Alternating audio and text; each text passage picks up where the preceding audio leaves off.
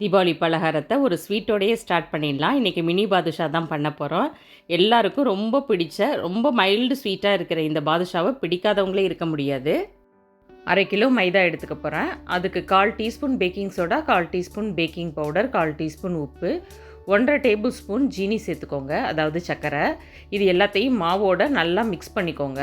1/2 kilo மைதா மாவுக்கு 200 gram நெய் சேர்த்திங்கன்னா சரியாக இருக்கும்.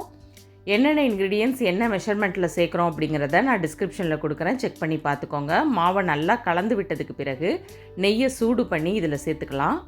பிகினர்ஸ் கூட ட்ரை பண்ணுற மாதிரி ஈஸியான தீபாவளி ரெசிபி பார்க்குறதுக்கு மறக்காமல் நம்ம சேனலை சப்ஸ்கிரைப் பண்ணி வச்சுக்கோங்க.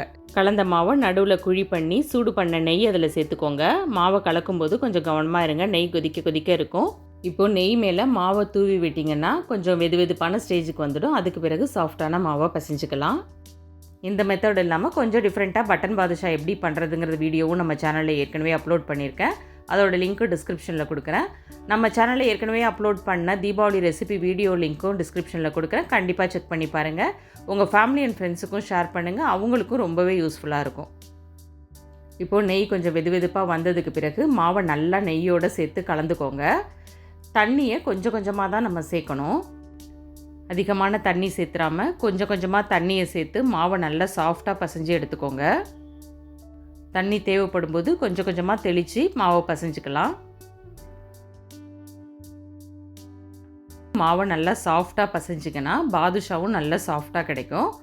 இது போல் கொஞ்சம் நேரத்துக்கு பசைஞ்சு எடுத்து இதை ஒரு 20 நிமிஷத்துக்கு மூடி போட்டு வச்சிடலாம்.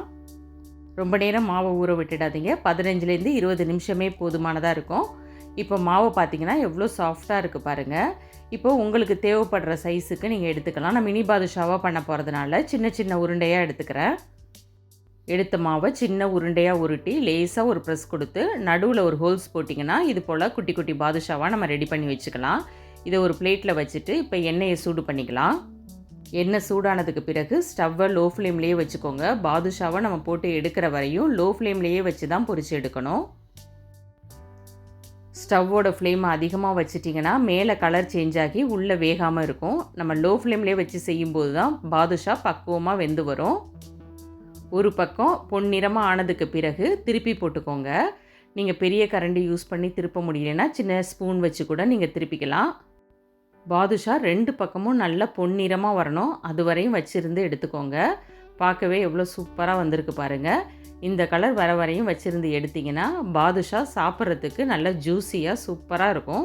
உள்ளேயும் நல்லா வெந்து சாஃப்டாக இருக்கும். பாதுஷாவை பாருங்கள், 2 பக்கமும் எப்படி பொன்னிறமாக பொரித்து எடுத்துருக்கோம். இந்த கலர் வர வரையும் வச்சுருந்து எடுத்துருங்க. மீதி பாதுஷாவையும் நம்ம பொரித்து எடுத்துக்கலாம். அதுக்குள்ளே இதுக்கு தேவையான பாகு ரெடி பண்ணிடலாம். சர்க்கரை பாகுக்கு நான் 1/2 கிலோ மைதா எடுத்திருந்தேன். அதுக்கு 1/2 கிலோ சர்க்கரை எடுத்திங்கன்னா கரெக்டாக இருக்கும். ஈக்குவல் ப்ரொப்போர்ஷனில் எடுத்துக்கோங்க. 1 கப் தண்ணி சேர்த்து சர்க்கரையை கரைச்சி எடுத்துக்கோங்க. இதுக்கு பாகுபதம் எதுவும் பார்க்க வேண்டாம். இது கூட 2 ஏலக்காவை தட்டி சேர்த்துக்கோங்க. ஒரு பிஞ்சு உப்பும் சேர்த்து நல்லா கலந்துக்கோங்க. இதுக்கு ஒரு கம்பி பதத்துக்கு முந்தின ஸ்டேஜில் எடுக்கணும். பிகினர்ஸ்க்கு ஈஸியாக புரிகிற மாதிரினா நல்ல ஒரு பிசுபிசுப்பு தன்மை இப்போ நான் காமிக்கிறேன் பாருங்கள். இந்த அளவுக்கு வந்தால் போதும். இது ஒரு கம்பி பதத்துக்கு முந்தின ஸ்டேஜ். இந்த ஸ்டேஜில் இறக்கி வச்சு நம்ம பொரிச்ச பாதுஷா எல்லாத்தையும் இதில் சேர்த்துக்கலாம்.